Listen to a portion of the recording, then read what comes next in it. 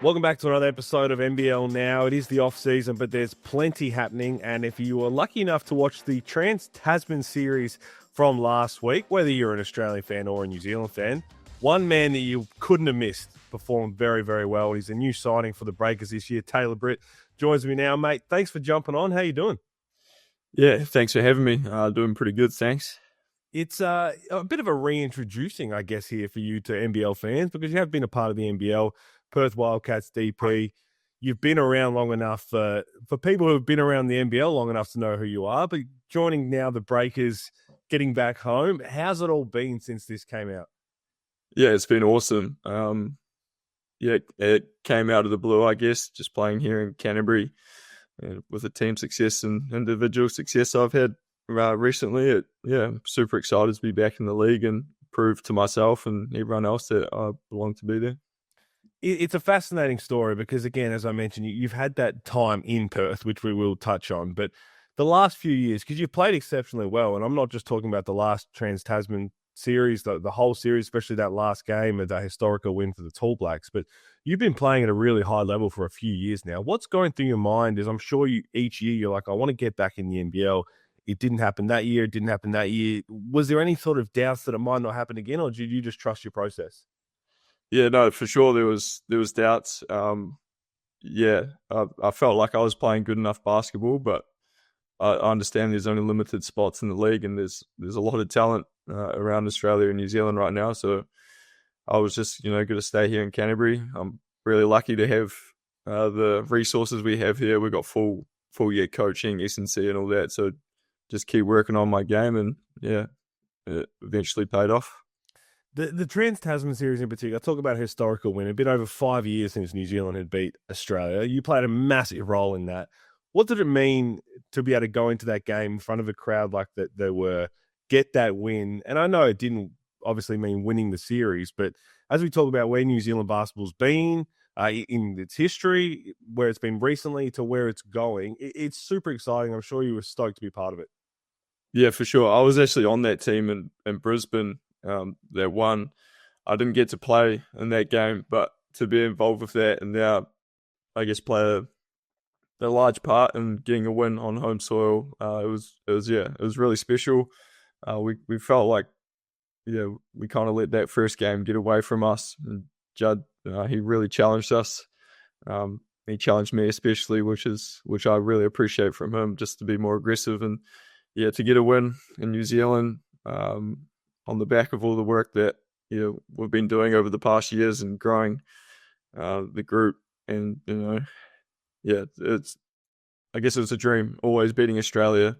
Sorry, mate, but it's what we want to do every time we play, and to have the Trans-Tasman series now, hopefully every year or whenever we do it, like every other sport, get to play each other. But basketball we haven't since we play in Asia now. But it's really special. I mentioned you in the Tall Blacks. As we said, you've been playing for the Tall Blacks in these windows for many years, whilst you haven't been in the NBL, and you've been playing very well. What does it mean to then go out there and represent your country and playing at a high level? Are you just further showing yourself in that moment, like, if I get an NBL opportunity, I'm more than capable right now. I'm holding my own. I'm doing more than that on a national level. As soon as that comes, I'm going to take it with both hands. Yeah, definitely. Playing for the Tall Blacks it's given me a lot of confidence. I guess when I first started, I was playing with guys I grew up watching, so it was kind of not intimidating, but it was easier to take it back seat and kind of just think I was there for the ride. But now, as I've been playing more, it's gaining a lot more confidence, growing of my ability and leadership and stuff like that. Getting to take more of a bigger role has been really good, and I guess Judd kind of said it's just playing basketball in a different singlet, and I'm kind of just going to take that mentality into the Australian season as well. We've seen some of the incredible New Zealand guards throughout obviously the course and the history of the NBL. I mean, recently I remember seeing some people posting some stuff with Kirk Penny running around, and it probably doesn't get much better than Kirk Penny, but the guys who are still playing, and you played alongside him in the Trans-Tasman series, the Shea Illies, the guys coming through, Flynn Cameron, who are young and have a big career to go ahead of you, like yourself. What is it about, one, competing with these guys for the Tall Blacks, and then two, getting to either play with them for the Breakers or play against them in the NBL in the upcoming season that makes it so exciting about the camaraderie of a Tall Blacks unit. Yeah, camaraderie. Yeah, that's a big thing when we come together. The black singlet, it means a lot to all of us. I think we've got one of the best cultures in the world when we come together. The way we bond on the court and off the court is really special. But yeah, getting to play against and train with like Shaley, I think he's the best defender on the side of the world. You know, it's always going to make me better. And yeah, guys like Flynn and all that, it just really raises the level of competition, and it's really good. So looking forward to this season. Obviously, the Breakers have gone in a different direction. New ownership is super exciting. We can understand that the core they're trying to not just bring for this year, but to now sustain and build back up for the future. What are you excited about putting on a New Zealand Breakers jersey? Yeah, it's exciting. That's the Breakers I grew up watching as a kid when they were winning championships, and for the club to be back in that direction, it's going to be a lot of fun. You know, played with a lot of guys on the Tall Blacks, so there's always that connectedness already for us when we get into the Breakers system that we've all played together before. So hopefully we can roll that over. As I said, you have a little bit of taste of the NBL, obviously as a development player. Looking back on your time now, what do you take most out of the learning side of that? And what are you a different player at this point in your career than you were a few years ago? Obviously younger, but a bit more inexperienced.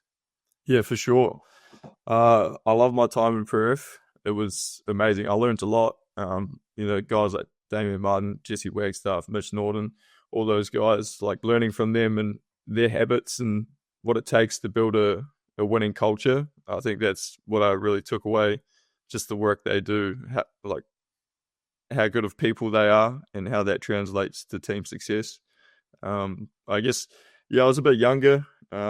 I think I probably just lacked the confidence and my ability to play at that level back then. When I did get the opportunities, I didn't take the most of it. But yeah, I think that's going to be the big thing going forward. Now I've done it internationally. I've done it locally here in New Zealand. I've now got the confidence to go do it in the Australian League. Is that probably the biggest takeaway now as you slowly head in towards pre-season for this NBL 26 season, is the mental side of the last time you were doing all of this as a development player? A lot of development players understand that I might not get a heap of opportunity this year, whereas this year you're a roster player and we've seen what you can do year in, year out. We've heard what the Breakers are hoping to see from you. Like, this is a massive opportunity that I'm sure you're super excited for. Yeah, definitely. Yeah, I said it before, just prove to myself and everyone else that I can play in that league and play with confidence. But yeah, I'm really excited to get an opportunity to play more and just do whatever I need to do to help the Breakers win games. Tell us a little about when the phone call happened. Obviously, you talk about wanting to get back in the NBL. Ideally, for everyone's situation, be able to play at home. I'm sure it was even more special, but did it seem a bit surreal? Yeah, for sure. I had no idea it was coming. I hadn't talked to my agent in a while. He just kind of called me out of the blue and was like, look, yeah, Breakers want you. And it was a pretty easy answer. The idea of obviously being back home, but the fans, we know the New Zealand fans, it's been a rough few years, obviously nearly winning a championship a couple of years ago, but I'm going back to the COVID years that you were in the league, understood what was going on for New Zealand fans. The direction the club is going in now, embracing the roots, embracing the community, running out for a first home game in front of a sold-out crowd. What's that going to feel like for you? Yeah, it's going to be awesome.